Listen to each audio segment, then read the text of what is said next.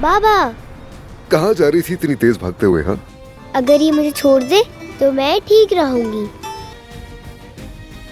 मेरी जिंदगी में कुछ बदल गया है, ये बता रहा है। बाबा जमरुद से शादी करेंगे और वो अब तुम्हारे साथ रहेंगी ईशा। फातेह, देखो मैं आपके लिए हैमबर्गर लाई हूँ। हाँ ना, मुझे भूख नहीं है। मेरे सामने मत आया करें, मुझे आपसे नफरत है। वो औरत इस घर का सुकून तबाह कर चुकी। जो भी मेरी मोहब्बत के खिलाफ बोलेगा मुझे अपने सामने पाएगा, वो चाहे वो कोई भी हो। तलत को फोन करो और उसे कहो कि काम शुरू कर दे। चलो देखें ज़मरुद बीबी, अब तुम ये सब किस तरह संभालोगी। मुझे लग रहा है कुछ बुरा होने वाला है। अदनान अपने खानदान के खिलाफ नहीं जा सकता, उसके लिए कड़ा इम्तिहान है अजमत दमीर खान।